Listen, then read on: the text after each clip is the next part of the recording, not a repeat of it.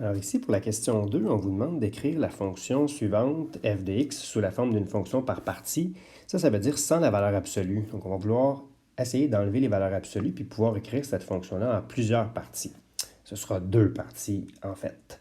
Donc, pour faire ça, on va avoir besoin de comprendre que le problème, en fait, va être soluble par l'écriture de la valeur absolue qui est ici. Donc, valeur absolue 4 moins x, vous savez que ça peut être deux choses. Ça peut être soit 4 moins x lui-même, s'il est déjà positif, cet élément-là, et sinon, ça veut dire s'il est négatif, bien, comment la valeur absolue va-t-elle agir sur un négatif? Elle va prendre ce négatif-là, puis elle va le multiplier par moins 1. C'est comme ça qu'il faut comprendre l'écriture par partie d'une valeur absolue. Donc là, il ne vous reste qu'à simplifier s'il y a simplification à faire, surtout dans le cas de la deuxième partie. Donc vous avez x moins 4 si on réorganise les termes. Et ça, c'est vrai si le x que je vais parachuter de l'autre côté de l'inéquation, donc si x est plus petit ou égal à 4, faites attention, et dans l'autre cas, si x est plus grand que 4. Vous avez la valeur absolue qui agit ainsi. Ça, c'est le résultat qu'on va pouvoir aller porter ici, dans notre fonction originale. Donc, on procède. On a ce qu'il faut pour écrire nos deux parties de fonction. La première étant, on récupère le moins 3.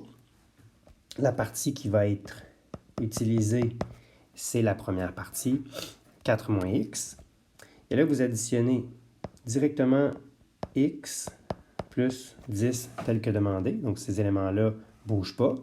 OK? Ils sont tels quels. C'est la valeur absolue qui a pris l'option 4 moins x. Mais x et 10 sont tels quels. Si x est plus petit ou égal à 4, ben x plus 10, c'est x plus 10. Si x est plus grand que 4, donc l'autre option, il ne vous reste que moins 3 fois x moins 4 plus x plus 10. Ce qui nous reste, c'est à simplifier. On fait un petit peu de ménage là-dedans.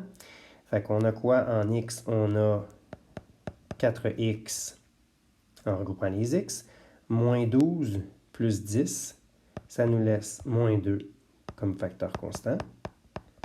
Première partie. Deuxième partie. Avec les x, on est rendu à moins 2x, plus 12, plus 10, donc plus 22. C'est ce qui est notre fonction en deux parties. Réponse. Pour ce qui est de l'écriture par deux parties, voyez-vous, la valeur absolue a disparu. Et là, on se rend compte que les deux parties sont deux versants de droite, okay? deux droites, deux fonctions linéaires qui composent en deux parties différentes la fonction initiale. Ça dépend de la valeur de x, l'endroit où je vais me retrouver, sur laquelle des deux parties je vais me retrouver à la fin. Vous allez vers la droite ici, vous avez le petit graphique. Comment j'ai procédé pour faire le graphique qui est là? Une fonction par partie, comme dans n'importe quel cas de fonction par partie. Il faut aller cibler notre point frontière, notre valeur frontière. C'est au point 4 que tout se passe. Et vous voyez qu'à droite de 4, je vais commencer par la gauche, pardon. Donc, à gauche de 4, c'est-à-dire sur ce versant-là, à gauche de 4, ouais, c'est intense, hein, en mauve? Fait qu'on a quoi? À gauche de 4, donc pour des x qui sont plus petits que 4, c'est ici qu'on est, plus petit ou égal en fait. On est sur une droite qui a une pente, celle-là, c'est notre droite de pente 4. Et de valeur initiale, moins 2, donc ça passe par ici, c'est normal. Et la droite, ben, s'est arrêtée au sommet.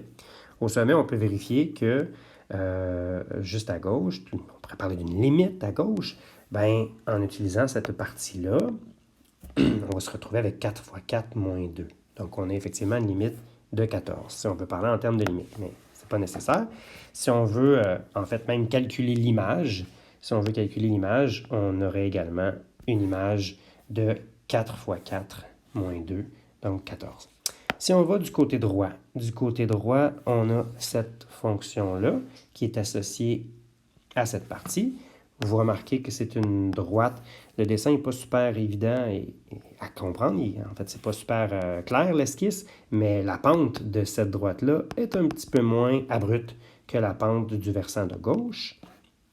On a une pente qui est négative parce que la fonction linéaire descend.